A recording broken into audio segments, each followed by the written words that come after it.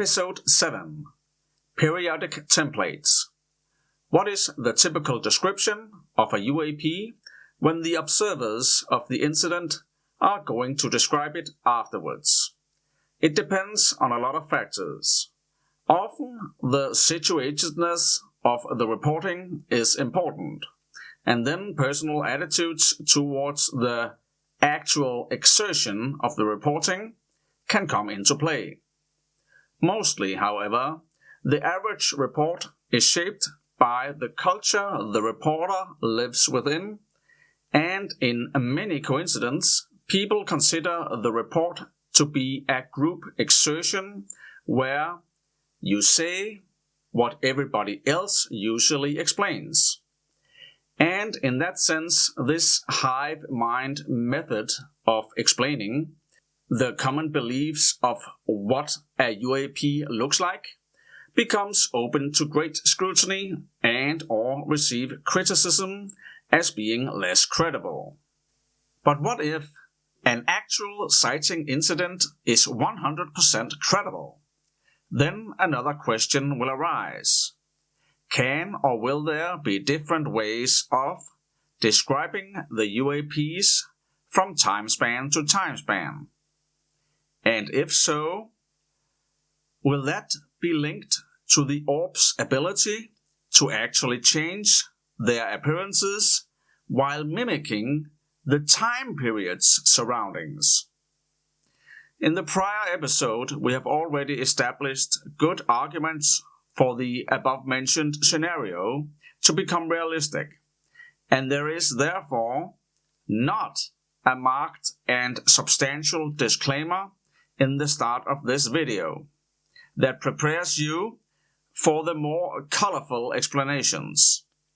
The scientific community is already using very extreme arguments for the UAP's presence.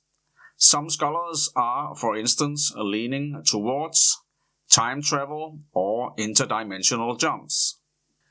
The notion from this TTB podcast series lies within a sane layer of arguments with a theory inspired by scientists in the NASA's Unexplained Files TV series, and that points towards scenarios where some UAPs might be animals within a fauna of electrical biology.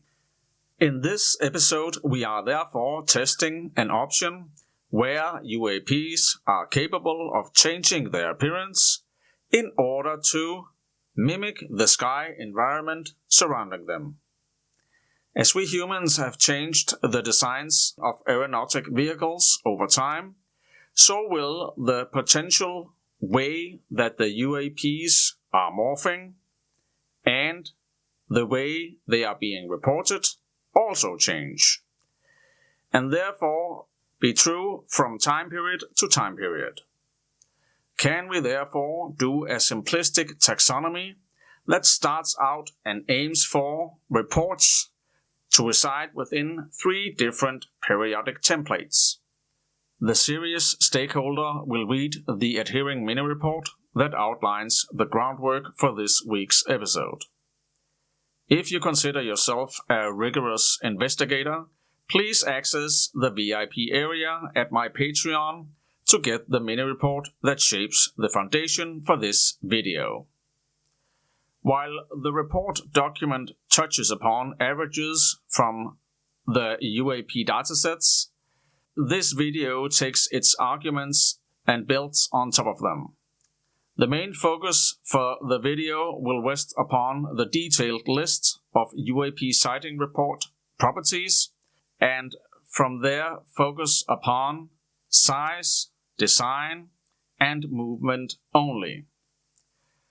While moving further into the argumentative set of some UAPs being animals only and not being crafts with pilots, the next logical question emerges in relation to the minireport's arguments revolving chameleons.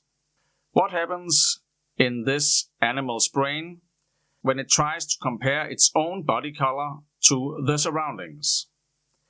And if some UAPs are merely animals, how skilled will these creatures have become over time? Aside from living under the ocean, we have no idea where they came from, and how their predators might perceive them in a common environment.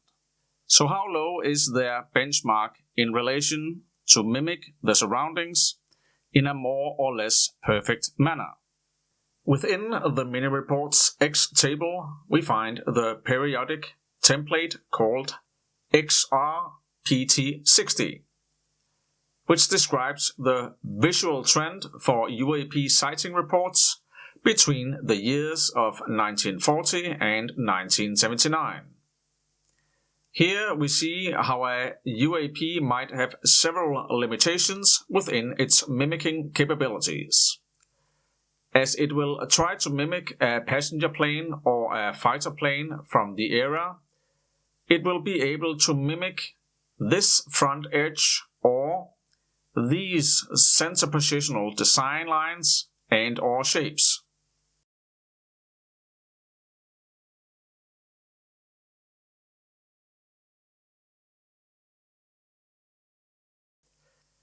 But it might fail in regards to imitating the structure's extremities, such as the wings, propellers, and wheels.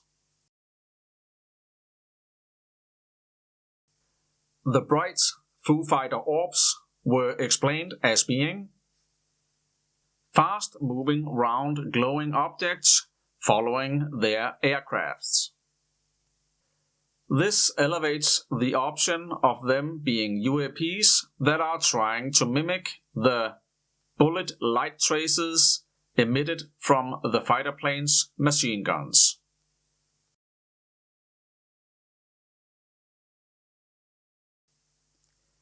Yes, these light traces were or are much smaller than the mini-report mentioned 1 to 4 meters.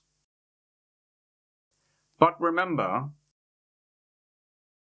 within the technical realm of this TTB mythology of explanations,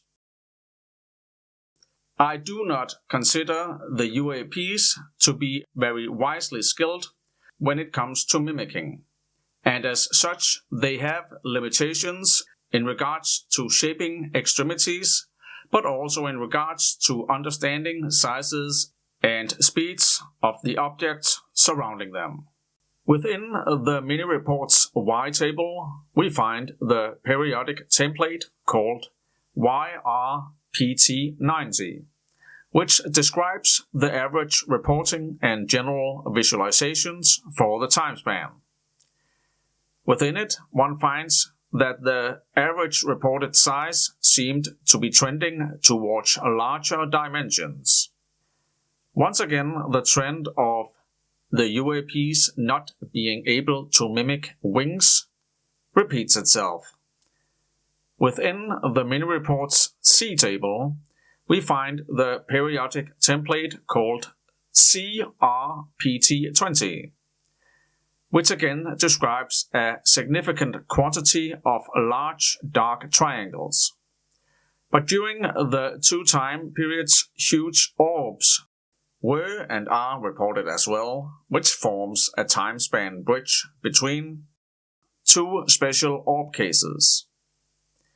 The Japan Airlines cargo flight 1628 from 1986 and the giant orb of Narsarsuaq, Greenland in 2024. Those persist quite the same dimensions with minimum diameters between 150 and 250 meters. Within the same period, one will find many military base reports of metallic spheres. And alongside another weird as well as military-based report, namely the Jellyfish UAP. They could both be regarded as UAPs trying to mimic single or clusters of balloons. Now please, bear in mind that I do not perceive the unidentified orbs as being very wise creatures.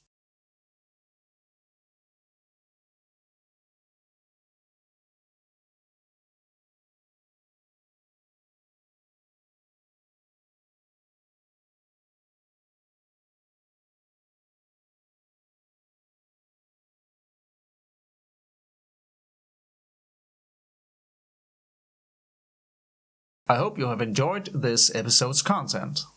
Please donate to this Patreon's cause.